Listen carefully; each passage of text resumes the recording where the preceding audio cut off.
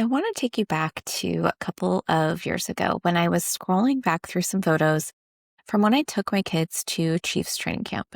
And one picture just honestly stopped me. My gut reaction was, how did I let myself get like this?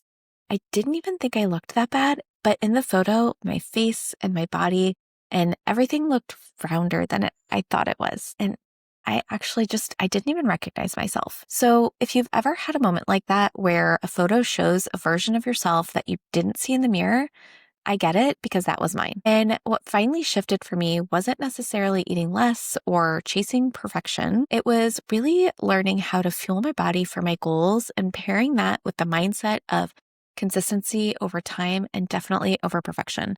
And those shifts changed everything for me in midlife, especially in perimenopause where you're already feeling so scattered anyway. Because after I saw that picture, I told myself, okay, I'll just eat even healthier and I'll watch my sugar more and I'll just cut back on my portions, right? Because those are the usual fixes. But here's the thing. I was already doing most of that because I was reading the labels, I was buying better ingredients, and I was trying not to overload on sugar. But nothing changed. And the cycle of, all of this second guessing myself and shame, it was still there. And that's the hardest part. Because when you feel like you're doing the right things, but your body isn't responding anymore, that's so hard. And that's exactly where I sat for way too long. And what finally shifted wasn't necessarily eating less. It wasn't cutting out foods or trying to be perfect, right? It was actually learning about what my body really needed, which felt super humbling at first because I thought I was already doing really good with the better ingredients and just watching everything that we were doing. But when I finally started tracking my macros, my first thought was probably the same as what you're thinking right now. I don't have time for this. Because between work and kids and driving all over the place, who has time to weigh food and log it? But here's the truth, and this is something that I learned very quickly. If you're not tracking, you're still spending time because you're spending time stressing about food and time second guessing every choice and time feeling guilty after the weekend, time Googling, what should I eat to lose weight and lose belly fat?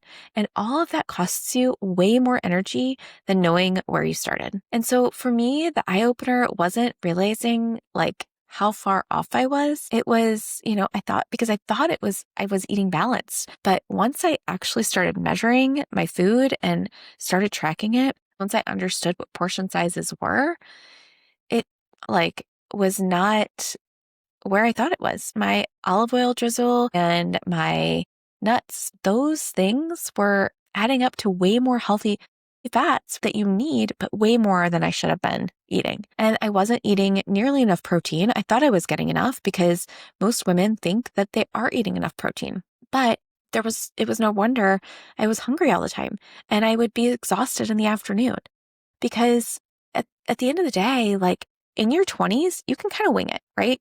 You can skip meals and you can eat that random salad and hit the gym a few times and your metabolism, it just bounces back.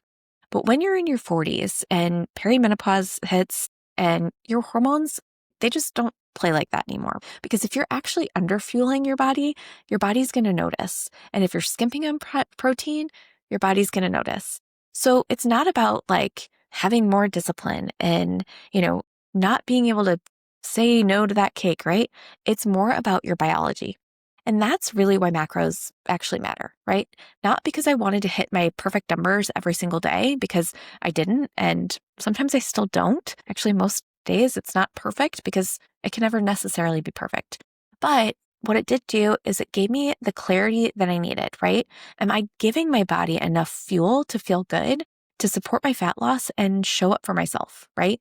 And that clarity lifted so much of my mental load because I wasn't guessing anymore and I wasn't starting over all the time and I wasn't beating myself up because of the healthy things that weren't working. And so that really became the foundation of now, what I call my core 3 method. Nutrition that works with your hormones, movement that builds strength instead of burning you out, and a strategy that really makes it sustainable. And that's what finally clicked for me. And all those other pieces, honestly, it was harder than food. It was showing up even when I didn't want to, the nights when I was too tired, the mornings when I didn't feel like it, following through anyway, because every time I did, it was proof to myself that I could be trusted again. I wasn't breaking promises to myself anymore. And that number, the number on the scale, it's like that didn't really matter because the proof that I was showing up and I wasn't breaking promises, that's what gave me the confidence to keep doing it over and over again. So if you're listening and you're nodding along because this sounds a little too familiar, I put together something that is going to help, and it's called the Core 3 Hormone Reset Guide. Inside, I break down the exact first steps to start fueling your body in a way that supports your hormones, your energy, and fat loss after 40, right? I want you to think of this as a quick start plan to stop guessing and start seeing what works. It's free and you can grab it in the link below. So if this is really hitting home, that's the place to start. And here's what I need you to hear. You don't have to sit in this cycle forever because the late night guilt and the Monday restarts and the constant second guessing, it feels permanent, but it doesn't have to be. Because once I started fueling my body and showing up with consistency, those things shifted.